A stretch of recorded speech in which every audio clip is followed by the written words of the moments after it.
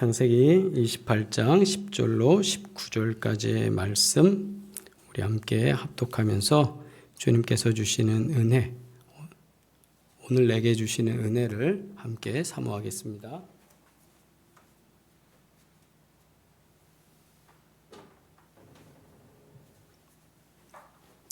함께 하십니다.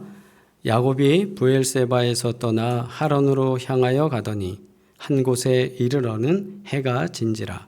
거기서 유숙하려고 그곳에 한 돌을 가져다가 베개로 삼고 거기 누워 자더니 꿈에 본즉 사다리가 땅 위에 서 있는데 그 꼭대기가 하늘에 닿았고 또 본즉 하나님의 사자들이 그 위에서 오르락 내리락하고 또 본즉 여호와께서 그 위에 서서 이르시되 나는 여호와니 너의 조부 아브라함의 하나님이요 이삭의 하나님이라. 내가 누워있는 땅을 내가 너와 내 자손에게 주리니 내 자손이 땅의 티끌같이 되어 내가 서쪽과 동쪽과 북쪽과 남쪽으로 퍼져갈지며 땅의 모든 족속이 너와 내 자손으로 말미암아 복을 받으리라. 내가 너와 함께 있어 내가 어디로 가든지 너를 지키며 너를 이끌어 이 땅으로 돌아오게 할지라. 내가 내게 허락한 것을 다 이루기까지 너를 떠나지 아니하리라 하신지라. 야곱이 잠이 깨어 이르되 여호와께서 과연 여기 계시거늘 내가 알지 못하였도다. 이에 두려워하여 이르되 두렵도다. 이곳이여 이것은 다름 아닌 하나님의 집이요 이는 하늘의 문이로다 하고 야곱이 아침에 일찍이 일어나 베개로 삼았던 돌을 가져다가 기둥으로 세우고 그 위에 기름을 붓고 그곳 이름을 베델이라 하였더라. 이 성의 옛 이름은 루스더라. 아멘. 할렐루야. 오늘도 수요 예배의 자리, 우리 수요 기도의 자리에 참여하신 모든 분들 주님의 이름으로 환영하고 사랑하고 축복합니다. 우리 서로 인사하겠습니다. 복 되시길 바랍니다. 네, 복 되시길 바랍니다. 우리가 인생을 살다 보면 원치 않는 밤, 그죠? 원치 않는 밤을 만나야 될 때가 있습니다. 익숙하고 편안한 곳을 떠나서 우리가 낯설고 두려운 광야에 홀로 있는 것 같은 순간. 그래서 우리 찬양하죠. 날이 저물어 갈 때, 빈들에서 걸을 때, 우리 그렇게 찬양합니다. 그런 것처럼 날이 저물고 빈들에 서 있는 것 같은 우리 인생이 있습니다. 오늘 바로 그 야곱이라는 주인공이 10절을 보면 브엘세바를 떠나 하란으로 향하여 가더니, 갑작스럽게 브엘세바라는 곳에 거주하다가 하란이라는 곳으로 가면서 밤을 만납니다. 브엘세바는 어떤 곳이냐? 아버지 이삭이 거주하는 집입니다. 풍요와 보호가 있는 곳입니다. 안전한 곳입니다. 그런데 그런 그곳을 떠나서 어디로 갑니까? 하란이라는 곳으로 갑니다. 그 하란은 사실상 어머니의 고향이었지만 자신과는 전혀 관계가 없는 곳이죠. 이미 가보지도 않은 곳이고. 근데 그렇게 떠나야 합니다. 야곱이 왜 이 여행을 떠났습니까? 어찌 보면 우리가 베케이션이라고 하는 휴가를 위해서 우리가 떠난 것도 아니고, 뭐가 거기에 그 학술적인 무슨 연구 때문에 간 것도 아니고, 출장을 위해서 간 것도 아닙니다. 이유는 아버지를 속인 결과로 깨어져 버린 가정의 평화, 그리고 장자권을 둘러싼 치열한 다툼, 형한테 걸리면 죽을 것 같은 위기감, 그 형의 분노를 피해서 지금 야곱은 도망자 신세가 됐습니다. 그 도망자 신세가 된 야곱, 불이 나게 도망가면서 뭐 이것저것 볼 것 없이 빨리 외삼촌이 있는 하란으로 도망가는 상황. 그런데 하필이면 어느 지점에 갔는데 밤이 됩니다. 밤이 됐는데 이 밤에 누가 옆에 도와줄 수 있는 사람이 있으면 좋은데 그 밤에 아무도 도울 사람이 없습니다. 그리고 그 밤에 무서운 들짐승이 나와서 죽일지도 모르고 정말 칠흑같이 어두운 밤이고 야곱의 나이도 어린 때입니다.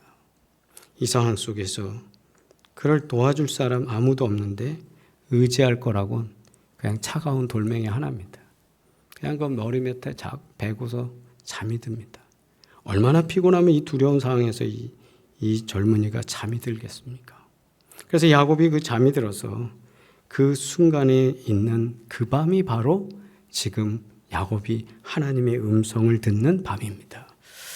사랑하는 성도 여러분, 우리가 오늘 우리의 교회와 가정 그리고 사회 속에서 여러 가지 갈등을 겪을 때가 있습니다. 위기의 밤입니다. 어쩔 때는 우리가 상상할 수 없는 고민과 고통 때문에 밤잠을 제대로 자지도 못하고 끙끙거리면서 전전긍긍하면서 시간을 보내야 될 때도 있습니다. 어떻게 되면 그런 갈등이 있고 가족 간의 분열이 있고 또 건강의 문제로 우리가 아파하는 그 순간은 바로 야곱이 놓여져 있던 그런 밤과 같은 시간일 겁니다. 그리고 그런 장소일 겁니다. 그런데 오늘 말씀을 통해서 갈등을 넘어서 비전으로, 두려움을 넘어서 은혜로 나아가는 그런 귀한 시간이 되기를 바라고, 그곳에서 야곱이 하나님을 만난 것처럼 오늘도 하나님의 은혜를 경험하는 놀라운 하나님의 복이 임하길 주의 이름으로 축원합니다. 그럼 먼저 첫째로 이 잠들었던 이 밤에 다윗은 무엇을 목격하게 됐느냐? 바로 꿈속에서 놀라운 광경을 목격하게 됩니다. 그것은 뭐냐면 땅 위에 뭐가 있었습니까? 사다리가 있습니다. 제가 조금 전에 보여드린 이미지처럼 바로 이런 사다리, 사다리가 놓여져 있는데 이 사다리가 어떻게 되느냐? 이 땅에서 하늘까지 닿았습니다. 근데 하늘까지 닿았는데 하나님의 사자들이 그 위를 오르락 내리락 합니다. 우리가 일반적으로 사닥다리가 12절에 보면 꿈에 본즉 사닥다리가 땅 위에 서 있는데 그 꼭대기가 하늘에 닿았고 또 본즉 하나님의 사자들이 그 위에서 오르락 내리락 하고, 사자들이 어디 있었을까요? 라고 할 때 여러분 한번 생각해 보세요. 하나님의 사자들이 오르락 내리락 한다는 거예요. 내리락 오르락 하는 게 더 맞는 표현 아닐까요? 왜? 위에서 내려왔다가 올라갔다가 해야 되는데 성경의 표현은 분명하게 오르락 내리락 한다는 거예요. 그래서 어떤 분은 이거에 대해서 이렇게 해석하는 분이 있습니다. 우리의 기도를 올리고 하나님의 말씀을 내리고, 이런 것 아니겠느냐. 그러나 어찌됐든 그거를 다 떠나서 지금 이 상황은 어떤 거냐면 주의 사자들은 하나님의 뜻을 이곳에서 펼치고 있다. 그러면서 땅 가운데서 다시 오르락하고 내리락하면서 있는데 이 광경을 누가 봤느냐? 야곱이 이 사닥다리의 광경을 꿈속에서 보는 겁니다. 너무 분명합니다. 이 사닥다리는 뭡니까? 바로 이 땅과 하늘을 연결하는 브릿지, 다리입니다. 베델이라고 하는 B, 알파벳 B를 저는 브릿지라고 얘기하고 싶어요. 다리다. 인생의 사람들의 이 고난의 이야기가 다리를 통해서 다시 하나님께 올라갔던 그 자리가 어디냐? 베델이다. 우리가 인생을 살면서 우리는 교회 속에서 어떻게 살아가느냐? 끊어진 관계들이 너무 많아요. 사람과 하나님의 관계도 끊어진 거, 십자가를 통해서 브릿지가 됐죠. 다리가 됐지 않습니까? 사람들과의 관계 끊어진 거. 지금 야곱은 어떤 관계가 끊어졌습니까? 가족의 관계가 지금 끊어진 거예요. 이 끊어진 관계도 하나님은 브릿지, 다리를 통해서, 이 베델에서 사닥다리를 통해서 보여주시는 그 치유의 기적을 보이시는 줄 믿습니다. 그래서 우리가 믿음 생활하면서 베델이라는 이곳에서 우리는 먼저 브릿지, 세상과 하나님과 다리가 연결되어지는 이 시대의 진정한 사닥다리가 되어서 막힌 담을 허물고 세상을 잇는 교회 공동체가 되어야 된다라는 사실을 오늘 말씀 속에서 우리는 찾습니다. 또 두 번째로 베델이라고 할 때 이 에듀케이션, 교육입니다. 그리고 이 에듀케이션은 그냥 교육이라는 것은 약속의 자손을 세우는 교회가 된다. 어떤 말씀이냐면 사닥다리 위에서 야곱에게 말씀하십니다. 14절 말씀 읽습니다. 시작. 내 자손의 땅에 티끌같이 되어 내가 서쪽, 동쪽, 북쪽, 남쪽으로 퍼져갈 것이며 땅의 모든 족속이 너와 내 자손으로 말미암아 뭐합니까? 복을 받으리라. 내 자손이 어디로 갑니까? 티끌같이 동쪽, 서쪽, 북쪽, 남쪽 퍼져간다. 다음 세대에 대한 비전을 주십니다. 하나님 베델에서 무엇을 주셨습니까? 다음 세대에 대한 비전입니다. 다음 세대가 일어나야 돼요.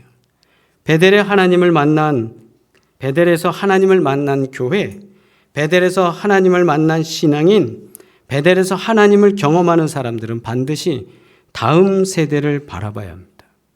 청소년들, 청년들 지금 꿈을 잃고 많이 방황합니다. 오늘도 감리교 신학대학에서 또 신학과, 또 교육학, 기독교 교육학과, 기독교 상담학과, 그 다음에 종교철학과 그 학생들 모아놓고 강의를 하고 수업을 진행하고 돌아오는데 수업 전에 어떻게 지냈는가 물어보고 영적 상태에 대해서 또 하나님과 교제한 것에 대해서 이렇게 나누면서 쭉 이야기를 듣다 보면 우리 신학생들도 지금 MG랑 뭐 별로 다르지 않죠. 그러니까 생각하는 게 그런 그 괴로움이 있으니까, 그 문제들이 있으니까 함께 듣고 기도합니다. 그런데 안타까운 건 뭐냐? 우리 청년들, 우리 신학생들 꿈을 잃고 방황하는 거예요. 어느 것이 하나님의 사명인지 분명하지 않고 왜 내가 감리교 신학대학교에 와서 지금 공부하는지, 미래를 뭘 준비하는지 분명한 친구들이 몇 없어요. 안타깝죠? 어떻게 해야 됩니까? 우리 교회가 해야 될 일은 야곱에게 주셨던 번성, 자녀들의 번성, 에듀케이션, 교육, 교회에 주어주시는 하나님의 이 비전을 우리가 품고 기도할 때 다음 세대에 대한 분명한 역사, 축복을 우리 교회에 더해 주실 줄 믿습니다. 그래서 하나님은 야곱이라는 한 사람을 통해서 거대한 민족을 꿈꾸게 하셨어요. 비록 우리 교회가 지금 위치한 곳은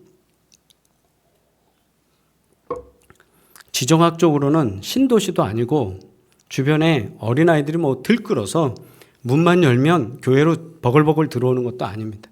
그러나 감사한 것은 우리가 믿음을 가지고 지금의 모습에 안주하는 게 아니라 다음 세대를 축복할 때 베델에서 만난 하나님, 그 자손을 축복하셨던 그 하나님의 축복이 우리 교회도 그대로 임할 줄 믿습니다.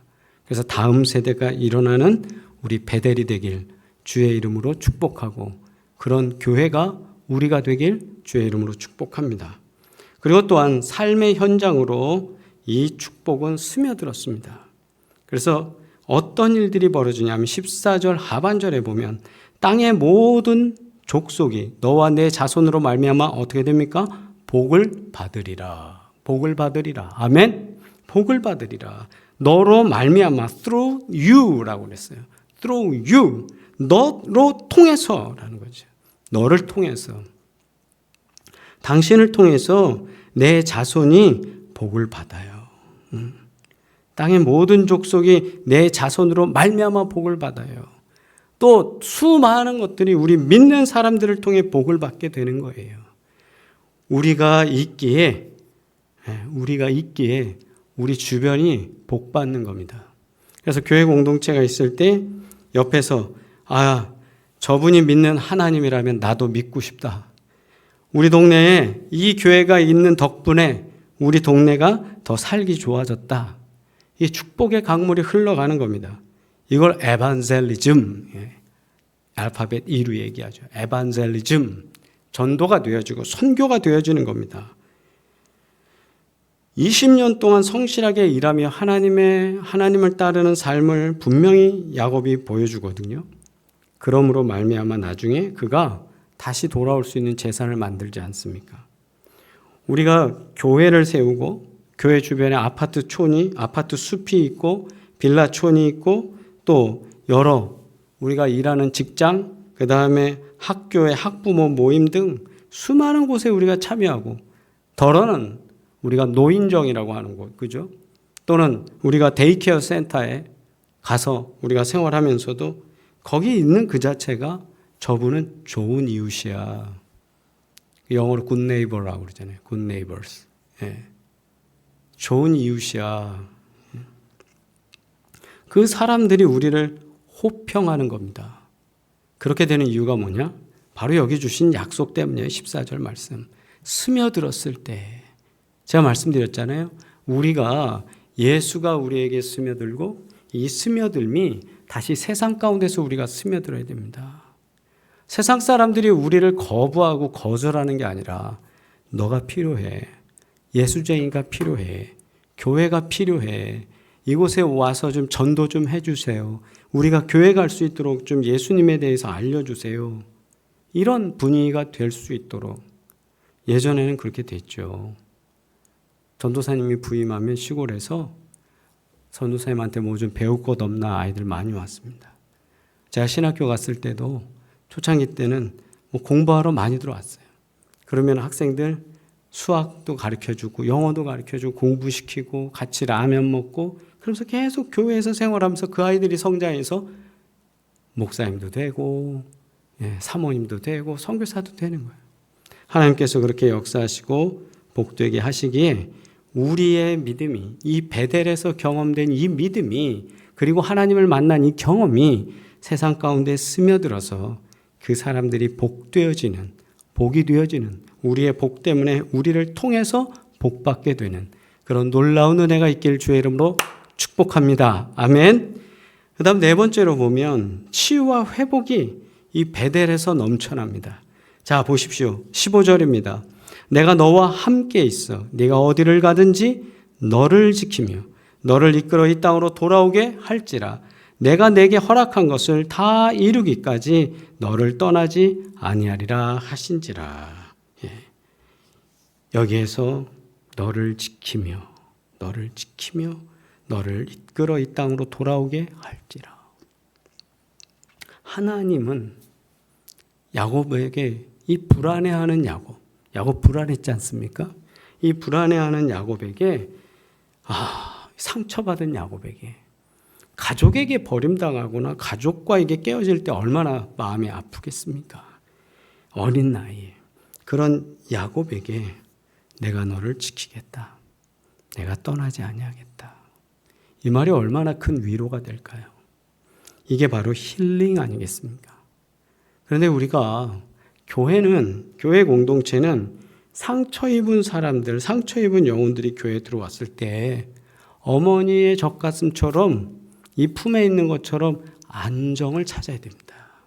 그래서 여기서 위로를 얻고 의료적 치료가 아니라 의료적인 건 치료라고 하지 치유라고 안 하거든요. 치료받을 수 있습니다. 그러나 치유는 우리 주님께서 은혜 가운데 우리에게 함께 하실 때 나타나는 줄 믿습니다. 그 치유, 마음의 치유를 회복하고 보니까 야곱이 뭐라고 고백합니까? 이곳은 다름 아닌 하나님의 집이요 라고 하는 거예요. 17절 보세요. 이것은 다름 아닌 하나님의 집이요 이는 하늘의 문이로다. 베델은 뜻이 하나님의 집, 베스엘, 그러니까 하나님의 집이라는 것이 있지만 이 집이라는 건 또 문이에요. 그러니까 하늘의 문, 이 사닥다리가 가져다 주는 이미지처럼 하늘로 오르락 내리락 하는 곳이 베델이다.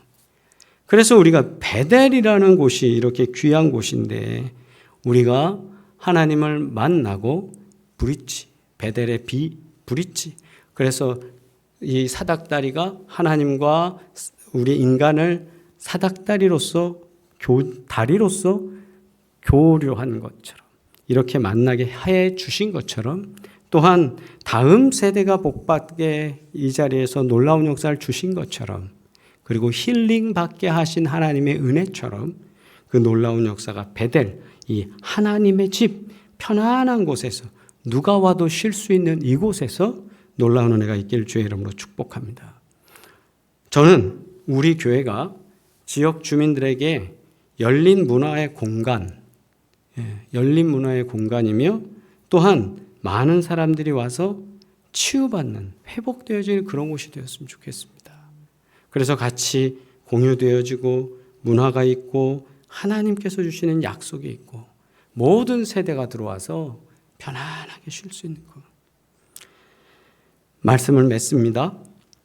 돌베개를 기둥으로 세우는 믿음을 우리는 확인하게 됩니다. 하나님의 은혜를 체험한 야곱은 어떻게 합니까? 18절에 야곱이 아침에 일찍 일어나 베개로 삼았던 돌을 가져다가 기둥으로 세우고, 기둥으로 세우고, 그리고 그곳에 기름을 붓고 구별하고 성결하게 했다. 그 사실이죠. 그래서 하나님의 은혜를 체험한 야곱이 이렇게 한 것처럼 오늘도 우리가 우리 안에 있는 고통, 눈물이 베어져 있는 이 돌베개, 외로워서 힘들어서 그냥 갑자기 이렇게 탁 대놓고 잤던 그 돌베개지만 거기서부터 그는 분명하게 여기가 하나님을 만난 곳으로서 딱 약속의 장소로 만들었어요. 우리 인생의 돌베개, 그 베델, 그 표식이 있길 주의 이름으로 축복합니다. 그래서 그 일이 우리 인생 속에서 하나님을 만난 흔적들, 그 베델이, 진정한 베델이 넘쳐나기를 바라요. 세상과 단절된 교회가 아니라 다시 우리는 하나님을 만나는 베델이 되어야 됩니다. 그리고 끊어져 있는 여러 관계들이 다시 회복되어지는 베델이 되어야 됩니다. 그리고 다음 세대가 복을 받는 베델이 되어야 됩니다. 그리고 우리는 이 주신 약속을 통해서 힐링하는 많은 이들이 쉼을 얻게 하는 그런 베델이 되어야 됩니다. 그러려면 벌써 우리가 이 베델에 잠겨야 됩니다. 우리가 먼저 하나님의 집이니까 우리가 먼저 하나님의 집에 거하고 하나님의 문이라고 그랬죠. 하늘나라의 문, 하늘의 문, 천국의 문, 이 문이 개방되어져서 많이 와야 돼. 그래서 우리의 교회가 이렇게 큰 은혜로 채워지는 놀라운 은혜가 되기를 원하고 또 우리 가정들마다 복 되시길 주의 이름으로 축복합니다. 기도하겠습니다.